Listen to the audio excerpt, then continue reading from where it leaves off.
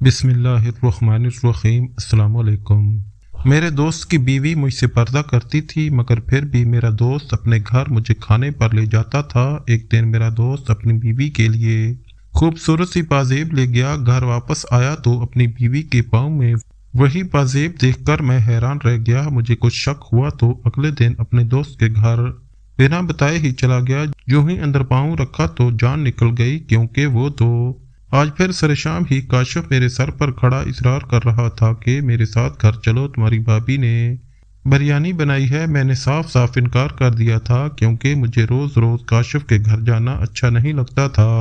اس کی بیوی مجھ سے پردہ کرتی تھی اور میں نے محسوس کیا تھا کہ میری موجودگی میں غیر آرام دہ محسوس کرتی ہے، مگر نہ جانے یہ کاشف کی نظروں سے کیوں اوجھل تھا۔ وہ زبردستی ہفتے میں 2-3 بار مجھے اپنے ساتھ گھر لازمی لے کر جاتا تھا۔ میں اور کاشف ایک ہی آفس میں کام کرتے تھے، دوستی بھی بہت تھی۔ میری شادی ہوئی تو وہ فقط ایک ہی بار میرے گھر آیا تھا، اس کے بعد سے اس نے کبھی میرے گھر میں قدم نہیں رکھا تھا۔ میں بولا، نہیں یار، میں آج تمہارے ساتھ نہیں جا سکتا۔ کاشف کہنے لگا، کیوں؟ وجہ بتاؤ، یقیناً تم بھابی کے لیے جلدی گھر جانا چاہتے ہوگے۔ میں نے سوچا کہ اس طرح تو یہ میری جان نہیں چھوڑے گا، اس لیے میں کوئی اور ہی بہانہ گڑھ لیتا ہوں۔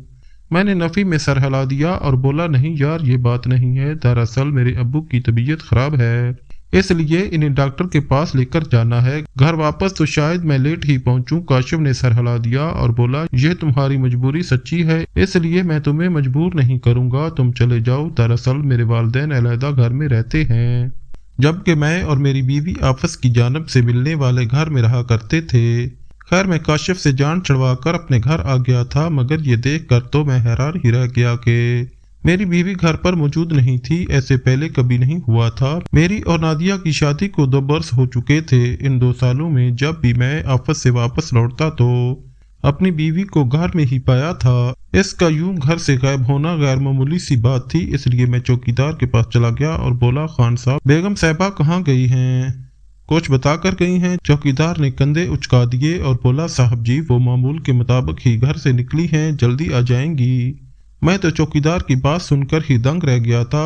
یہ وہ کیا کہہ رہا تھا؟ معمول کے مطابق گھر سے نکلی تھی تو کیا وہ اکثر گھر سے باہر جایا کرتی تھیں؟ تو پھر مجھے اس بات کا علم کیوں نہیں تھا؟ میں بولا، کیا مطلب خان صاحب؟ وہ کہنے لگا، صاحب جی، ہم تو ملازم ہیں، ہمیں کیا پتا کہ گھر کے مالک کہاں جاتے ہیں اور کہاں سے آتے ہیں۔ جب بی بی جی آئیں گی تو وہ خود ہی پوچھ لیجئے گا۔ میں نے سر ہلا دیا اور واپس اپنے کمرے میں چلا گیا، مگر میرا دماغ بری طرح سے الجھ گیا تھا۔ میری بیوی کہاں جا سکتی تھی بھلا؟ 2 گھنٹے یوں ہی بیت گئے، پھر کاشف کا فون آ گیا تھا۔ وہ کہنے لگا، انکل کا چیک اپ ہو گیا ہے کیا؟ کیا کہتے ڈاکٹر؟ میں بولا، نہیں یار، آج ابو نے جانے سے انکار کر دیا تھا، ان کی کوئی مصروفیت تھی، اس لیے میں گھر آ گیا۔ کاشف کی آواز میں پریشانی ابھر آئی تھی۔ وہ کہنے لگا، ابرار، تم یہ کیا کہہ رہے ہو؟ تم نے تو مجھ سے کہا تھا کہ انکل کا چیک اپ کروانا ہے، تم نے میرے ساتھ دھوکہ کیوں کیا؟ کاشف کی آواز میں دبا دبا غصہ تھا۔ میں بھی بہت پریشان ہو رہا تھا، اس لیے غصے سے بولا، ابو نے جانے سے انکار کر دیا تو کیا میں زبردستی انہیں اپنے کندھوں پر اٹھا کر لے جاتا؟ تم بھی یار حد کرتے ہو۔ اتنا کہہ کر میں نے فون بند کر دیا تھا۔ ابھی آدھا گھنٹہ ہی گزرا تھا کہ میری بیوی کمرے میں داخل ہو گئی تھی۔ وہ بہت گھبرائی ہوئی لگ رہی تھی۔ کہنے لگی، ابرار، سوری، میں گھر میں نہیں تھی، آپ کو بھوک تو نہیں لگی؟ میں نے نفی میں سر ہلا دیا اور بڑے غور سے نادیہ کا چہرہ دیکھنے لگا تھا۔ وہ کچھ شرمندہ سی دکھائی دے رہی تھی۔ میں بولا، نادیہ، تم کہاں گئی تھی؟ وہ نظر چرا کر بولی، میں پڑوسن کی طرف گئی تھی، میری بہت دوستی ہو گئی ہے اس کے ساتھ۔ میں نے سر ہلا دیا اور اس سے مزید سوال جواب نہیں کیا تھا، کیونکہ مجھے اچھا نہیں لگ رہا تھا کہ میری بیوی مجھ سے نظر چرا کر بات کرے۔ خیر، اس نے کھانے کا انتظام کیا تو ہم کھانا کھانے بیٹھ گئے۔ تب نادیہ کہنے لگی، ابرار، آپ تو آج ابو کو ڈاکٹر کے پاس لے کر جا رہے تھے نا، کیا ہوا پھر؟ میں نادیہ کی بات سن کر ششدر رہ گیا تھا، کیونکہ میرا ابو کو ہسپتال لے کر جانے کا کوئی ارادہ نہیں تھا اور نہ ہی ان کی چیک اپ کی ڈیٹ تھی۔ یہ بات تو میں نے آفس میں بیٹھے بیٹھے ہی گڑھ لی تھی، تاکہ مجھے کاشف کے ساتھ اس کے گھر نہ جانا پڑے اور اس کی بیوی کو کسی قسم کی پریشانی نہ ہو۔ میں نے نادیہ کی جانب دیکھا اور بولا، میں نے تم سے کب کہا تھا کہ ابو کو ہسپتال لے کر جا رہا ہوں؟ وہ مضطرب سی ہو گئی تھی، پھر کہنے لگی، میں نے آپ کے آفس کال کی تھی تو مجھے پتا چلا کہ آپ تو ابو کو لے کر ہسپتال گئے ہیں، اس لیے میں اپنی پڑوسن کے پاس چلی گئی تھی۔ میں نے سر ہلا دیا۔ آج نادیہ بہت عجیب سی لگ رہی تھی، اس کے قول و فعل میں تضاد تھا۔ میں ان سب باتوں سے بہت پریشان ہو گیا تھا۔ رات بھر مجھے نیند نہیں آئی تھی۔ چوکیدار کی باتیں مجھے پریشان کر رہی تھی۔ میری بیوی کہاں جاتی تھی؟ پھر میں اس نتیجے پر پہنچا تھا کہ میری بیوی پڑوسن کے گھر ہی جاتی ہوگی، کیونکہ میں اس پر شک نہیں کر سکتا تھا۔ گو کہ میری اور نادیہ کی شادی کو محض 2 سال ہوئے تھے، مگر ہم بچپن سے ایک دوسرے کو جانتے تھے۔ نادیہ میرے چچا کی بیٹی تھی اور ہم دونوں کی منگنی بچپن میں ہی ہو گئی تھی۔ ہم دونوں میں شروع سے ہی بڑی دوستی اور محبت تھی۔ نادیہ تو میرے بغیر سانس بھی نہیں لیتی تھی۔ شادی سے پہلے جب بہکنے کا خطرہ ہوتا ہے تب نادیہ نے میرے ساتھ وفا نبھائی تھی۔ اب تو پھر ہماری شادی ہو گئی تھی، اس لیے مجھے اس پر پورا بھروسہ تھا۔ صبح جب میں آفس گیا تو کاشف نے مجھے آڑے ہاتھوں لیا تھا۔ وہ کہنے لگا، تم کل مجھ سے جھوٹ بول کر اپنے گھر چلے گئے، جبکہ میں نے اسپیشل تمہارے لیے بریانی بنوائی تھی۔ تم جانتے ہو کیا؟ میری بیوی نے مجھے کتنی باتیں سنائی کہ آپ کا دوست تو آیا ہی نہیں، آپ بلا وجہ مجھ سے مشقت کروا رہے تھے۔ میں بولا، یار کاشف، میں بھابھی کے پردے کا خیال کر کے نہیں آیا تھا، وہ پردہ کرتی ہیں۔ جب میں آپ کے گھر جاتا ہوں تو میری موجودگی میں انہیں چہرہ چھپا کر رکھنا پڑتا ہے، مجھے انہیں مشقت میں ڈالنا اچھا نہیں لگتا۔ کاشف کہنے لگا، یار میری بیوی صرف تمہاری موجودگی میں ہی پردہ نہیں کرتی، بلکہ جب میرا بھائی گھر آتا ہے تب بھی وہ پردہ کرتی ہے، تو کیا میں اپنے بھائی کو گھر بلانا چھوڑ دوں؟ میں نے نفی میں سر ہلا دیا اور بولا، وہ تمہارا سگا بھائی ہے، میں نہیں چاہتا تھا کہ میری وجہ سے تمہاری اور بھابھی کی لڑائی ہو۔ کاشف میری بات سن کر ہنسنے لگا تھا۔ وہ بولا، ارے یار میری بیوی ایسی نہیں ہے، لگتا ہے نازیہ بھابھی تمہیں مہمان بلانے کی اجازت نہیں دیتی، تب ہی تو تم اتنا ڈرتے ہو، جبکہ میری بیوی مجھ سے کہتی ہے کہ کاشف مہمانوں کو کھانا کھلانے پر بھی اللہ تعالیٰ ثواب دیتے ہیں۔ میں کاشف کی باتیں سن کر ایک دم سے ہلکا پھلکا ہو گیا تھا اور بولا، یار تم سے باتوں میں کوئی نہیں جیت سکتا۔ اگلی بار تم جب بھی مجھے مدعو کرو گے میں تمہارے ساتھ ضرور چلوں گا۔ کاشف میری بات سن کر خوش ہو گیا تھا۔ میں نے تو سوچا کہ کاشف کی بیوی اب اسے میری دعوت کرنے سے روک دے گی، مگر میں کہاں جانتا تھا کہ وہ 2 دن بعد پھر سے مجھے اپنے ساتھ گھر چلنے کو کہے گا۔ اس بار کاشف کہنے لگا کہ تمہاری بھابھی نے قورمہ بنایا ہے، تمہیں میرے ساتھ چلنا ہوگا۔ میں تو یہ سوچ کر حیران ہوتا تھا کہ کاشف کی بیوی کو کیسے علم ہوتا ہے کہ میری پسندیدہ ڈش کون سی ہے۔ خیر کاشف نے مجھے مدعو کیا تو مجھے ساتھ چلنا ہی پڑا تھا، کیونکہ میں اس بار انکار کر کے اس کی دل آزاری نہیں کرنا چاہتا تھا۔ یہ نہیں تھا کہ پورے آفس میں کاشف کی دوستی فقط مجھ سے تھی، میرے علاوہ بھی اس کے 3-4 بہت اچھے دوست تھے، مگر وہ انہیں کبھی اپنے گھر لے کر نہیں گیا تھا، جبکہ میرے انکار کرنے پر تو وہ میرے منہ کو ہی آ جایا کرتا تھا۔ میں کاشف کے ساتھ اور کے گھر چلا گیا تھا۔ اس کی بیوی بہت گھبرائی ہوئی تھی، اس نے سیاہ رنگ کا عبایا پہنا ہوا تھا اور چہرہ بھی مکمل طور پر ڈھکا ہوا تھا۔ میں بھابھی کی موجودگی میں اپنی آنکھیں نیچی ہی رکھتا تھا، مگر پھر بھی جب وہ کوئی چیز وغیرہ رکھ رہی ہوتی تو برتنوں کے بجنے کی آواز سے صاف پتہ چل رہا تھا کہ برتن رکھنے والے کے ہاتھ کپ کپا رہے ہیں۔ خیر کھانا لگ گیا تو میں اور میرا دوست کھانے بیٹھ گئے، تب ہی مجھے نادیہ کا خیال آیا تھا۔ میں بولا، یار تمہاری بھابھی پریشان ہو رہی ہوگی، میں اسے کال کر کے آگاہ کر دوں کہ مجھے واپسی پر تھوڑی دیر ہو جائے گی۔ میری بات سن کر کاشف کے منہ میں نوالا پھنس گیا تھا۔ میں نے جلدی سے اس کو پانی کا گلاس پیش کیا تھا، مگر پھر بھی اس کی کھانسی تھم نہیں رہی تھی۔ پھر وہ بولا، ابرار اگر تم چھوٹی چھوٹی سی بات بھابھی کو فون پر بتایا کرو گے تو ان کے دل سے تمہارا روب ختم ہو جائے گا، ان کو ذرا انتظار کرنے دو، انتظار کی تڑپ سے ہی محبت بڑھتی ہے۔ میں ہنس دیا اور بولا، بس اپنے فلسفے اپنے پاس ہی رکھو، ہم دونوں میں بچپن سے ہی بہت محبت ہے۔ کاشف کی مسکراہٹ ایک لمحے کے لیے پھیکی سی پڑ گئی تھی، اس کے چہرے پر کوئی تشکنی سی دار آئی تھی جسے میں سمجھ نہیں پایا تھا۔ میں نے اپنا موبائل اٹھایا اور نادیہ کا نمبر ڈائل کر دیا۔ بیل جانے لگی تو میں نے کسی احساس کے تحت فون کان سے ہٹایا تھا، ایسا لگ رہا تھا جیسے نادیہ کا موبائل کچن میں بجا ہو، مگر اب آواز تھم گئی تھی۔ میں نے پھر سے فون کان کو لگا لیا اور بولا، نادیہ کہاں ہو؟ اس کی غصے سے بھری آواز مجھے سنائی دی تھی۔ وہ کہنے لگی، میں نے کہاں جانا ہے، میں تو گھر میں ہی ہوں، آپ مجھے بتائیں کہ آپ کہاں ہیں، میں کب سے آپ کا انتظار کر رہی ہوں۔ میں بولا، یار آئی ایم سوری، میں تمہیں بتانا بھول گیا، دراصل میں کاشف کی طرف آیا ہوا ہوں، میں نے ادھر ہی کھانا کھا لیا ہے، तुम भी खा लो। नादिया ने हामी भर ली तो मैंने फोन रख दिया था। खाने से फारग होकर मैं अपने घर आ गया था। मैं घर में दाखिल होने लगा तो किसी एहसास के तहत एक लम्हे के लिए रुक सा गया था। मैं चौकीदार से बोला, खान साहब बेगम आज कहीं गई थी क्या? इसने इस बात में सर हिला दिया और बोला, जी गई थी, अभी 20 मिनट पहले ही वापस आई हैं। मैं हैरान रह गया था। मैंने 1 घंटा कबल ही तो नादिया को फोन किया था और वो मुझसे कह रही थी कि मैं घर पर ही हूँ। न जाने वो मुझसे ऐसी बातें क्यों छुपाने लगी थी।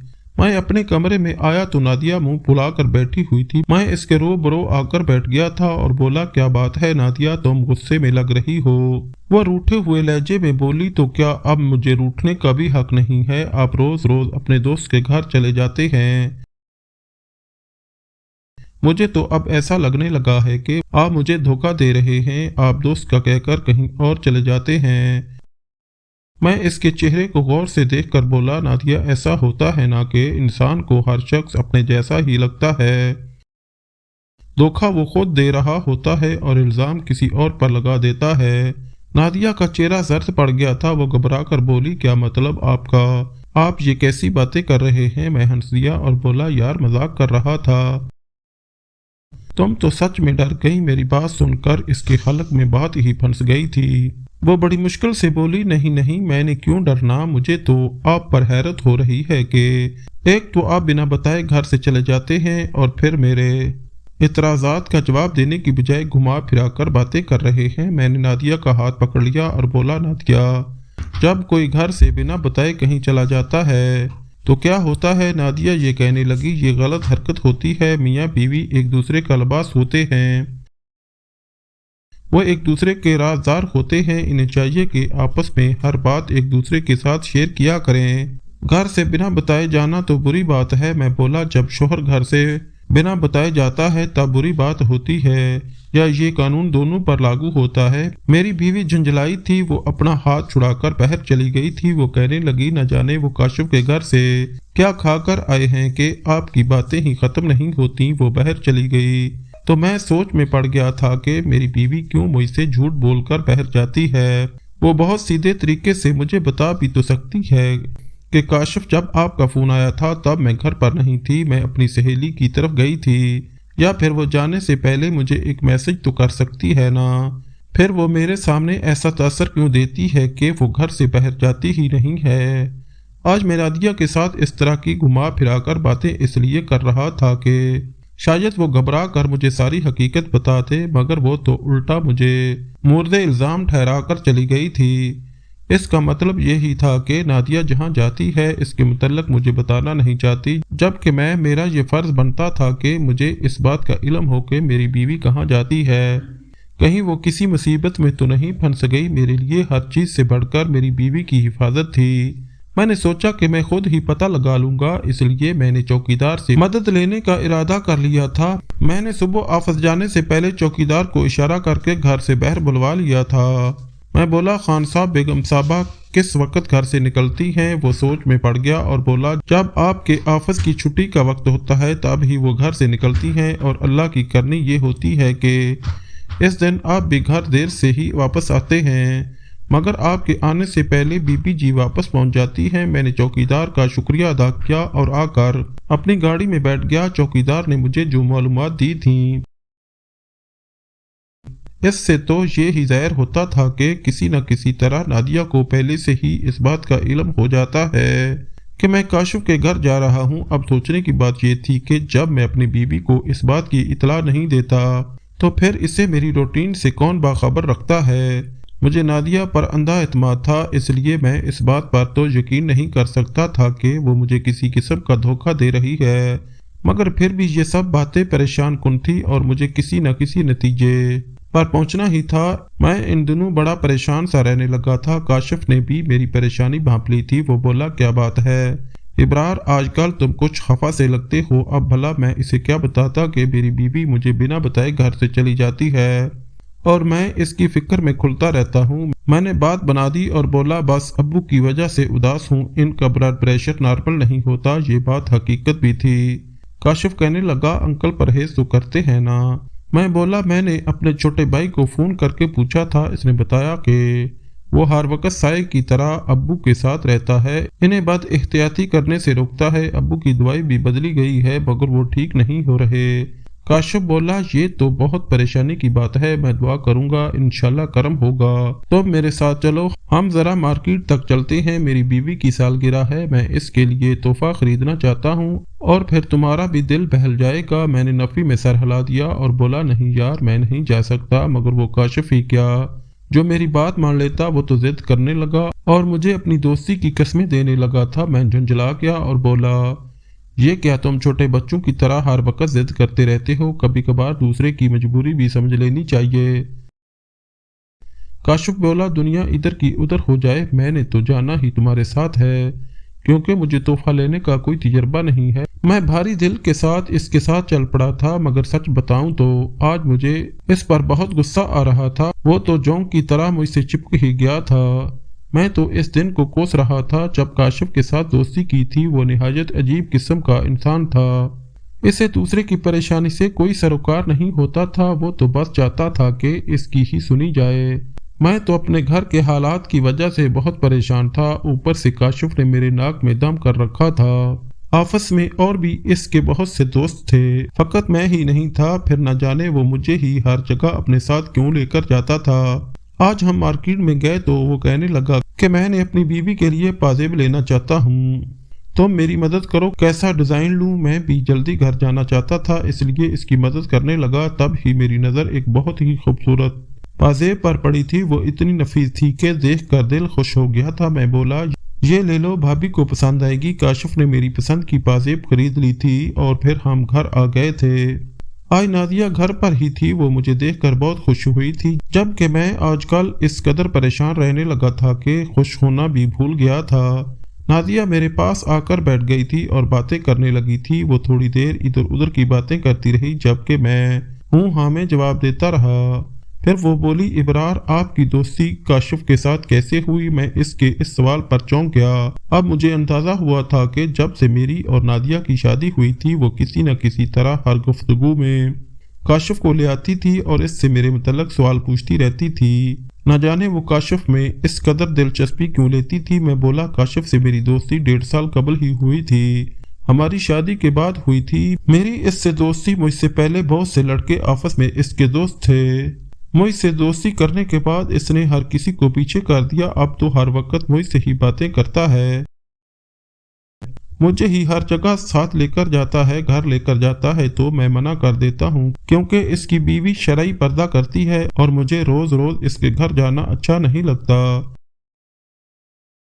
مگر یہ کاشف تو میری بات سمجھتا ہی نہیں ہے، ہر چیز میں مجھ سے ضد کرتا ہے، اب تو میں اس سے تنگ آ گیا ہوں۔ نادیہ جلدی سے بولی، کسی کے خلوص اور محبت سے تنگ نہیں ہونا چاہیے، خوش نصیب وہ انسان ہوتا ہے جسے سچے دوست ملتے ہیں۔ میں نے سر ہلا دیا تھا۔ آج میں نے پوری تفصیل سے نادیہ کو کاشف کے متعلق بتایا تھا، تب نادیہ نے میرا ہاتھ پکڑ لیا اور بولی، ابرار، اگر آپ کو کبھی پتہ چلے کہ کاشف نے آپ کو دھوکہ دیا ہے تو آپ کیا کریں گے؟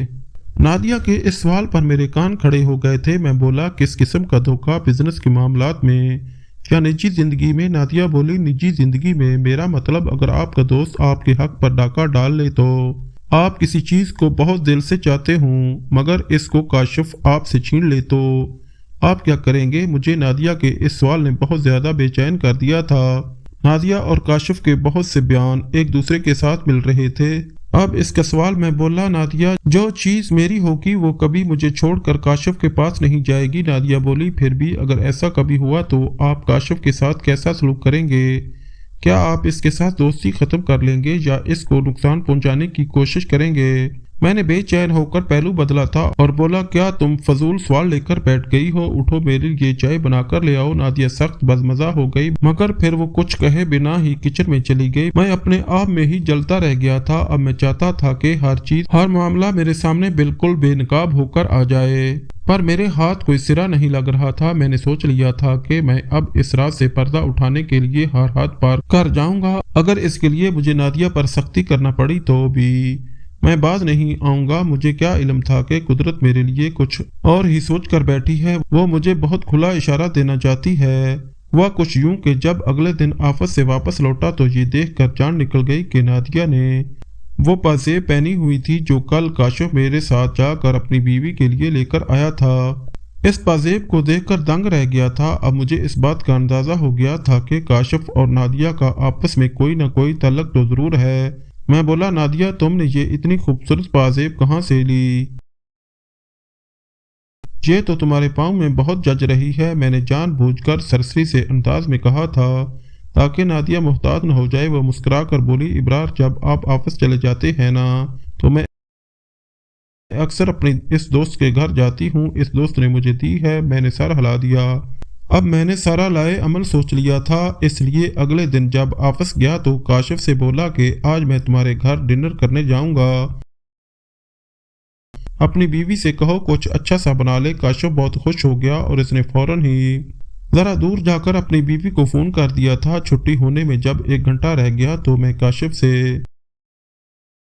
چوری چھپے آفس سے نکل آیا تھا اور اس کے گھر کی جانب چل دیا تھا۔ میں نے اچانک ہی دروازہ کھول دیا اور اندر داخل ہو گیا تھا۔ سامنے کا منظر دیکھ کر تو مجھ پر قیامت ہی بیت گئی تھی، کیونکہ وہاں تو میری بیوی نادیہ بیٹھی تھی۔